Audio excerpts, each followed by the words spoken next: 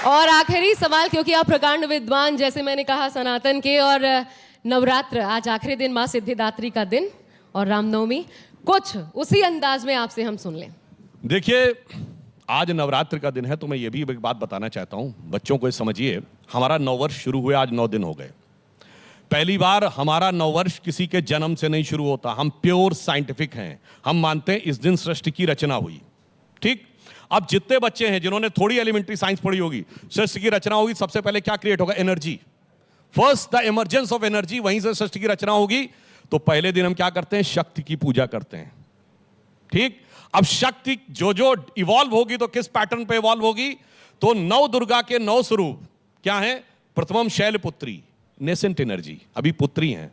द्वितीयम Brahmacharini, now the energy has evolved as a pure and chaste energy. तृतीयम चंद्रघंटेति, चंद्रघंटा माता के कई हाथ हैं, यानी अब वो मल्टीफेरस में आई। चतुर्थम कूष्मांडा, अब वो प्रोजनी की तरफ बढ़ रही है। पंचमम स्कंद माता, अब उसके अंदर से प्रोजनी होने लगी।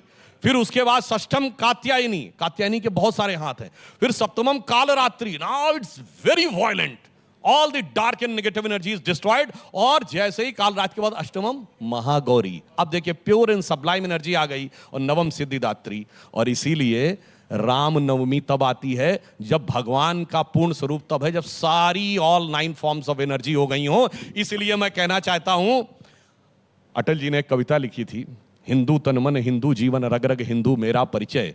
तो उसके अंदर का जो भाव है, इसलिए मैं कहना चाहता हूं बहुत से लोगों को यह कॉन्सेप्ट ही नहीं क्लियर था, what is energy, what is evolution.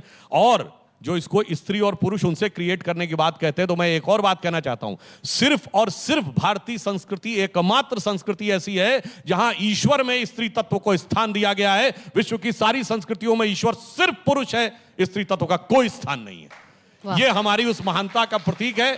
इसलिए मैं यह कहना चाहता हूं कि यह संपूर्ण विश्व को हम इस ज्ञान से एक सकारात्मक संदेश देने जा रहे हैं। हम किसी को डोमिनेट नहीं करने जा रहे हैं, हम किसी को दबाने नहीं जा रहे हैं, हम मोटिवेट करने जा रहे हैं। प्रधानमंत्री जी ने कहा विश्व मित्र, तो अटल जी की कविता थी ना, हिंदू तन मन हिंदू जीवन, रग रग हिंदू मेरा परिचय।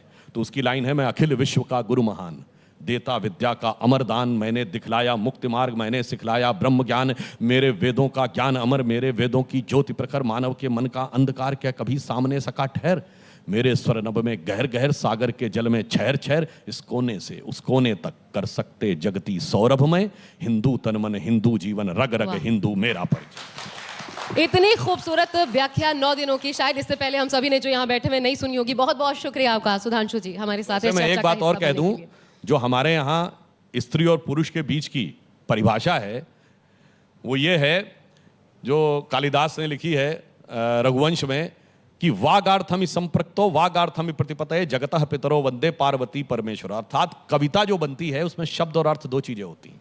अकेले शब्द से कविता नहीं, अकेले अर्थ से कविता नहीं। तो जैसे वाक और अर्थ मिलती है, वैसे ही भगवान शंकर के अर्धनारीश्वर स्वरूप में मां पार्वती और शंकर का स्वरूप मिलकर संसार बनता है। अर्धनारीश्वर सिर्फ हमने खोजा था, परंतु यहां मैं बच्चों से भी कहूंगा, ये इक्वलिटी की जो बात करते हैं, इनको स्पेशलिटी पता ही नहीं है।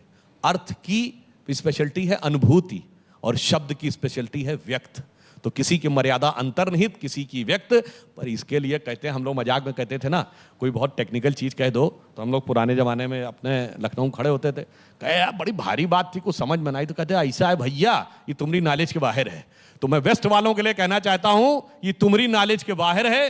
पहले पढ़ो, समझो, उस लेवल में आओ, तब भारतीय संस्कृति की विराटता का अनुभव करो। तो विद्या समस्ता सुदेवी भेदा स्त्रिया समस्ता सकला जगत सु, ये कहना तो बनता है आपकी इसी खूबसूरत सी बात पर और इसी नोट पर आज के लिए इस चर्चा में फिलहाल मंथन 2024 में अभी के लिए बस इतना ही। लेकिन